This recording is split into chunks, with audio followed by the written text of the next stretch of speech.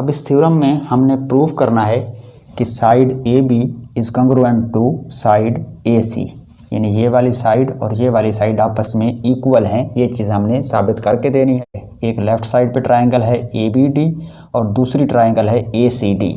अगर ये दोनों ट्रायंगल्स हम कंग्रुएंट प्रूफ कर लें, ट्रायंगल ए बी डी की एक साइड और दो एंगल दूसरी ट्रायंगल ए सी डी की एक साइड और दो एंगल के कंग्रुएंट साबित हो गए हैं। बिस्मिल्लाहिर्रहमानिर्रहीम। अस्सलामुअलैकुम डियर स्टूडेंट्स, आज हम चैप्टर 10 का दूसरा थ्योरम करने जा रहे हैं, 9th की मैथ का। तो इसकी जो स्टेटमेंट है वो बोर्ड पे लिखी हुई भी है, कुछ इस तरह से है कि if two angles of a triangle are congruent then the sides opposite to them are also congruent.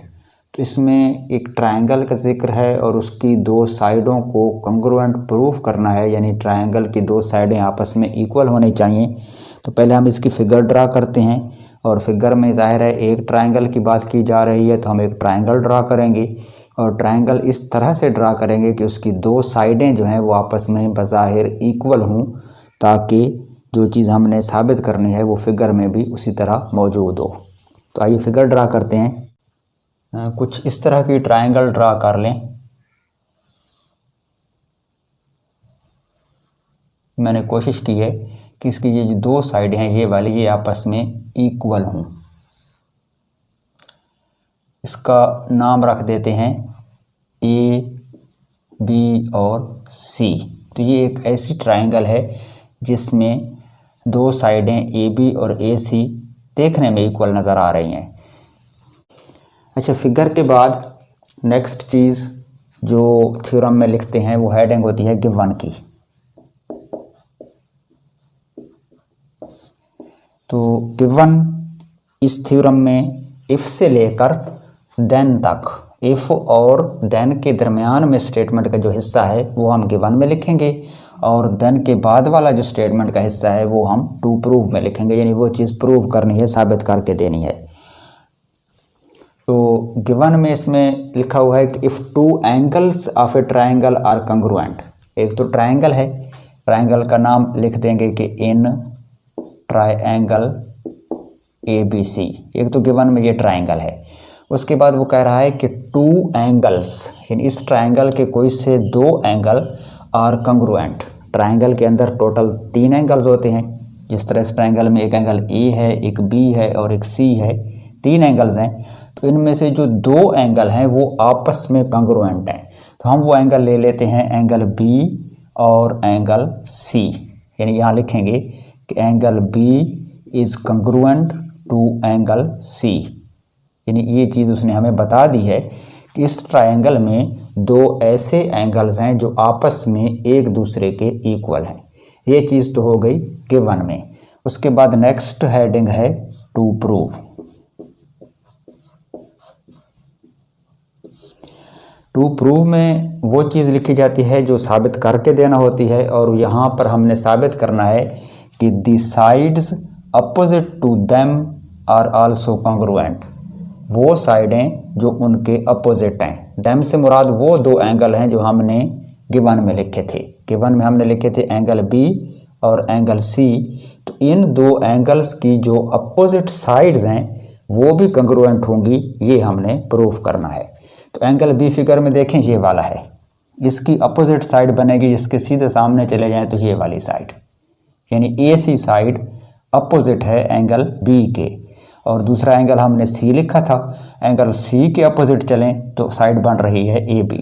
तो हमने प्रूव ये करना है कि जो ए बी साइड है वो बिल्कुल कंग्रुएंट है ए सी साइड के, यानी एंगल बी की जो अपोजिट साइड है ए सी वो कंग्रुएंट है एंगल सी के जो अपोजिट साइड ए बी है उसके। तो यहाँ हम टू प्रूव में क्या लिखेंगे कि जो ए बी साइड है वो बिल्कुल कंग्रुएंट है ए सी साइड के। ये वाली साइड और ये वाली साइड आपस में कंग्रुएंट हैं, ये हमने साबित करके देना है। उसके बाद नेक्स्ट चीज़ होती है थ्योरम में कंस्ट्रक्शन।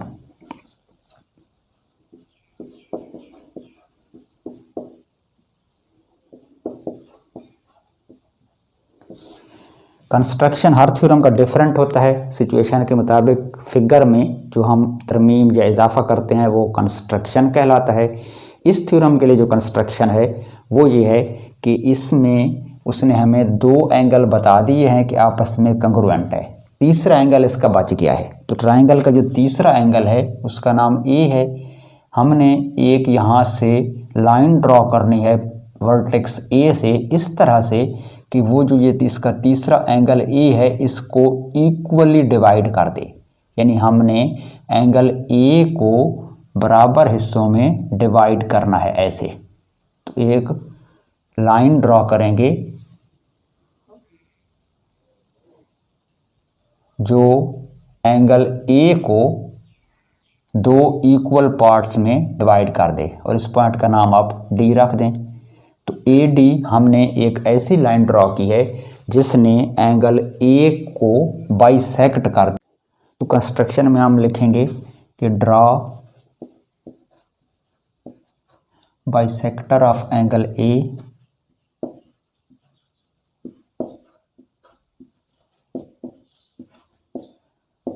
which intersect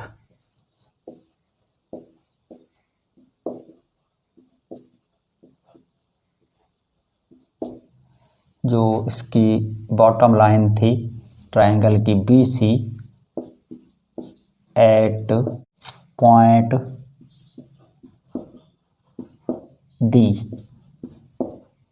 यानी इस जो बाइसेक्टर लाइन थी इसने बी सी को पॉइंट डी पर इंटरसेक्ट किया। उसके बाद नेक्स्ट हेडिंग है प्रूफ की।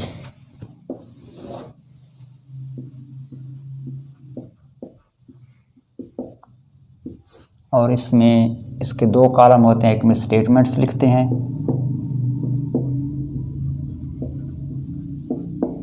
और दूसरे में रीजंस।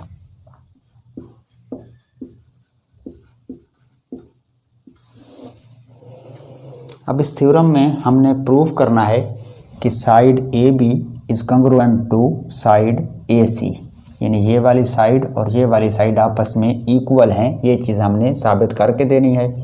अब जो हमने इसमें कंस्ट्रक्शन की है यानी ये वाली लाइन ड्रॉ की है, इसकी वजह से जो ओरिजिनल ट्राइंगल थी ए बी सी वो दो नई ट्राइंगल्स में कन्वर्ट हो गई है। एक लेफ़्ट साइड पे ट्राइंगल है ए बी डी और दूसरी ट्राइंगल है ए सी डी। अगर ये दोनों ट्राइंगल्स हम कंग्रुएंट प्रूफ कर लें तो ए बी साइड जो कि लेफ़्ट साइड वाली ट्राइंगल में है वो फिर कंग्रुएंट हो जाएगी ए सी साइड के जो कि राइट साइड वाली ट्राइंगल में है। तो हमने अब करना क्या है कि ये जो दो नई ट्राइंगल्स बनी हैं इनको आपस में कंग्रुएंट प्रूव करना है।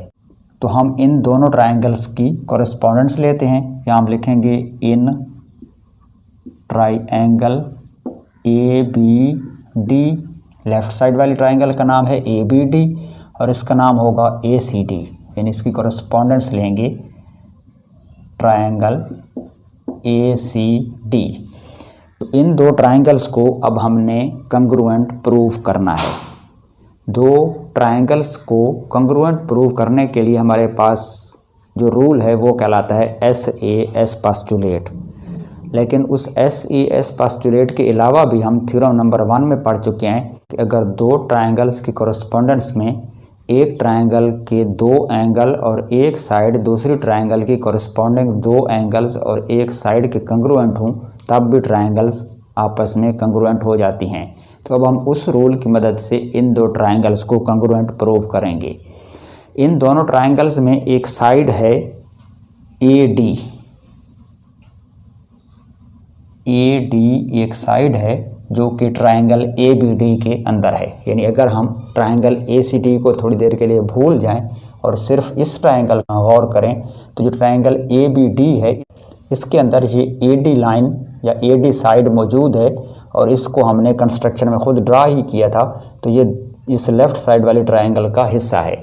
और अगर हम इस लेफ़्ट साइड वाली ट्राइंगल को पे हाथ रख दें तो फिर ए डी जो है वो राइट साइड वाली ट्राइंगल में भी मौजूद है। यानी ये दरअसल ए डी दोनों ट्राइंगल्स का हिस्सा है। तो हम लिख सकते हैं कि A D is congruent to A D because this is present in the both triangles. और चूँकि ये दोनों में मौजूद है तो रीज़न में हम लिखेंगे कि ये दोनों में कॉमन है।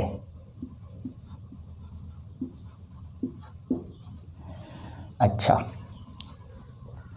अब इस ट्रायंगल की एक साइड दूसरी ट्रायंगल की एक साइड के कंग्रुएंट हो गई है। इसके अलावा एक एंगल है बी जो कि लेफ़्ट साइड वाली ट्रायंगल ए बी डी के अंदर है, और एक एंगल है सी जो कि राइट साइड वाली ट्रायंगल ए सी डी के अंदर है, और गिवन में लिखा हुआ है कि एंगल बी और एंगल सी आपस में कंग्रुएंट हैं। तो अब हम ये लिख देंगे कि ए बी डी ट्रायंगल का एंगल बी बिल्कुल कंग्रुएंट है ए सी डी ट्रायंगल के एंगल सी के, यानी इसका एंगल बी और इसका एंगल सी आपस में कंग्रुएंट हैं। और रीज़न लिखेंगे गिवन, चूँकि ये बात गिवन में लिखी हुई है। उसके बाद एक और एंगल है इन दोनों ट्रायंगल्स में जो कंग्रुएंट है, और वो हमने खुद कंस्ट्रक्शन में इसको ड्रा किया था।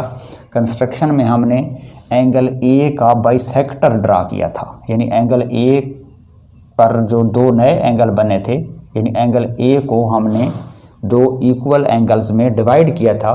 तो पॉइंट ए पर बनने वाले दोनों नए एंगल्स आपस में बिल्कुल इक्वल हैं, और इस लाइन की वजह से अब वो ये दोनों एंगल इन दो डिफरेंट ट्रायंगल्स में चले गए हैं। ये वाला जो एंगल है जिसका नाम हम रखेंगे बी ए डी, ये लेफ़्ट साइड वाली ट्रायंगल यानी ए बी डी ट्रायंगल का हिस्सा है, यानी angle B A D, angle B A D ये वाला एंगल है, ये लेफ़्ट साइड वाली ट्रायंगल में है। और एंगल सी ए डी दूसरा एंगल सी ए डी ये इस राइट साइड वाली ट्रायंगल ए सी डी का हिस्सा है, और ये दोनों आपस में बिल्कुल कंग्रुएंट भी हैं। ये कंग्रुएंट क्यों हैं? क्योंकि हमने इन दोनों एंगल्स को कंस्ट्रक्शन में खुद इक्वल ड्रा किया था, यानी एंगल ए का बाइसेक्टर लिया था। तो ये काम हमने कंस्ट्रक्शन में किया था, रीज़न में हम लिख देंगे कंस्ट्रक्शन।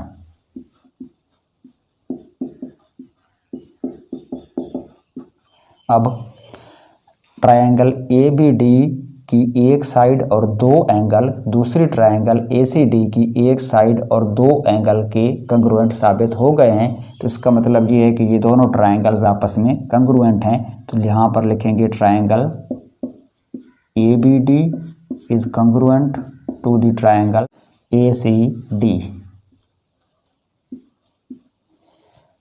रीज़न क्या लिखेंगे इन दोनों ट्रायंगल्स की कंग्रुएंसी की? रीज़न में लिखेंगे कि चूंकि एक ट्रायंगल के दो एंगल और एक साइड है, तो angle side angle is congruent to angle side angle. इसको ऐसे स्पष्टुलेट नहीं लिखना, क्योंकि ये साइड नहीं है, एंगल साइड एंगल है, और एंगल साइड एंगल का कोई पोस्टुलेट नहीं है। ये हमने फार्मूला पिछले थ्योरम में थ्योरम नंबर 1 में चूँकि प्रूव किया था और हम उसका हवाला दे रहे हैं, तो इसको पूरा लिखना है कि angle side angle is congruent to angle side angle. अब ये साबित हो गया है कि ये ट्रायंगल और ये ट्रायंगल आपस में कंग्रुएंट हैं। अगर दो ट्रायंगल्स आपस में कंग्रुएंट हों तो उनकी कॉरेस्पॉन्डिंग साइड्स भी कंग्रुएंट होंगी। तो इसकी जो साइड ए बी है वो बिल्कुल कंग्रुएंट होगी दूसरी ट्रायंगल की साइड ए सी के। तो नीचे हम लिख देंगे hence A B is congruent to A C. और रीज़न क्या होगी? रीज़न ये होगी कि चूंकि ये दोनों ट्रायंगल्स कंग्रुएंट हैं और ये उनकी कॉरेस्पॉन्डिंग साइड्स हैं, तो ये भी कंग्रुएंट हैं। तो रीज़न में हम लिखेंगे कॉरेस्पॉन्डिंग साइड्स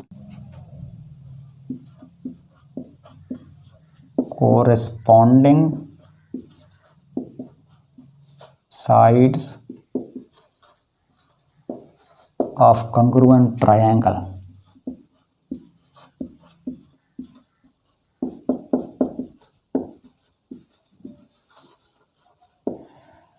तो यही हमारा टू प्रूफ था, यानी यही चीज़ हमने साबित करना थी कि A B is congruent to A C. तो वहाँ तक हम पहुँच चुके हैं, यानी हमने अपना अल्टीमेट गोल अचीव कर लिया है। तो यहाँ पर हमारा ये थ्योरम मुकम्मल हो गया। ओके जी, ये तो था हमारा थ्योरम नंबर 2। नेक्स्ट टाइम इंशाल्लाह एक और थ्योरम के साथ हाजिर होंगे। तब तक के लिए इजाज़त, खुदा हाफिज़।